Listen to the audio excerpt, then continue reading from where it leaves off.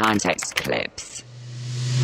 Something as well that I've realized, especially the last year, is I'm actually a lot more introverted than I thought. Yeah, so am I. And I think I managed to hide that really well like last year because like I'm introverted until I get a few drinks into me, and then it's a lot like I'm fine. Yeah. But even coming in here, you'll probably be able to hear on the mic like my breath was quite short and stuff. And I was just like I'm forgetting to breathe and stuff. But do you reckon there's a lot to do with that? Is to do with the fact that you are in the public eye quite a bit with what you're doing? Does that impact you? It's weird, man, because it's like yes and no. There's areas of my life where it's actually, I think it's helped, where I feel like I don't care as much. But then there's other aspects where I think it really fucks with me more. For example, like shit that I wear and stuff like that. Not that any of it's super crazy, but like there's certain things I'd wear and I wouldn't wear because I'd be worried about other people. But then it's like, now it's like there's videos of me catching the woe online, bro. Like I don't give a fuck. There are some funny videos. I don't give a fuck what I wear outside. Yeah. But then like there's the other side where it's like walking into a room and like something that threw me off hard, which is like one of the first nights I went out, there was a heap of people that I'd never seen before recognize me.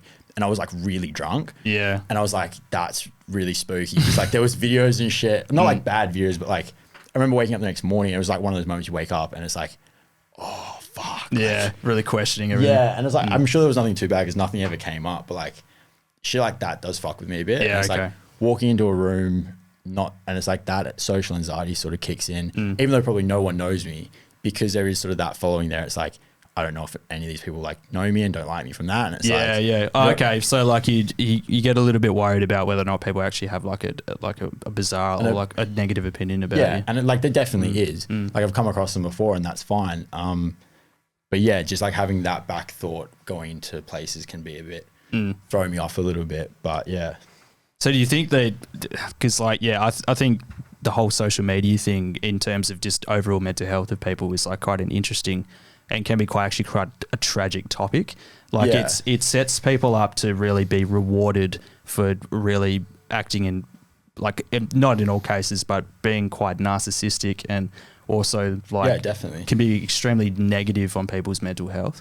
Yeah. So yeah, I think obviously it's a lot easier to fire shots at someone with a big following. And like no matter who the person is, no matter how loved they are, by and large, there's always someone throwing hate at them. Because there's always someone that's not happy with what they're doing and they're just using it as a chance to tear someone down. So I think if you look into it, there's very few people that are like have a big presence online that don't cop it a little bit. Yeah, not even cop it a little bit. Like all of them cop it in some way or another, but like have something how it affects their mental health. Like there's been that many people, like influencers and stuff like that have absolute complete mental breakdowns to the point where it's like proper depression and stuff like that. Which is really crazy because like you see people, especially like people who are very successful and they're actually like quite wealthy sometimes. Yeah. You see them go through these really hectic bouts of like mental health issues. They start abusing drugs and shit. And the majority of people just look at that and go like, what the fuck are you talking about? Like you live in this $5 million house. Like you've got life so good. But all of these external factors have a massive impact on how people are. And I think people just forget like if someone says something nasty to you during the day, like it's going to probably mess you up a bit, but if you've got thousands of people doing that shit on it, no matter like how much money you've got, what you're doing, it's gonna fuck with you in some way. For sure. And I think even like Selena Gomez at one point, who's like one of the most followed people on Instagram, but also like very loved by a lot of people. She battled depression like heavily at one point because of all of that. Wow. And it was like she lives one of the most insane lives. So exactly. And is like one of the more loved people on social media, and even she like copped it heavy. So it's like I reckon like this is probably going to sound pretty hectic, but like even being like an Elon Musk or like a super billionaire, like you're balling. Like you could go out like buying $150 million house like in California is like the average person spending $6 on like a burger at McDonald's. It's insane. Like that's dope, but I honestly just couldn't imagine the amount of pressure and the mental angst that sort of has to go with that. Yeah, Elon Musk is an interesting one though because I'm sure he does, but to an extent, I feel like he doesn't give a whole lot. Oh, okay, yeah. Elon's just the first person that came to my mind. No, I know what you mean. It's so true. Elon's weird, man. He just likes fucking with people, I swear.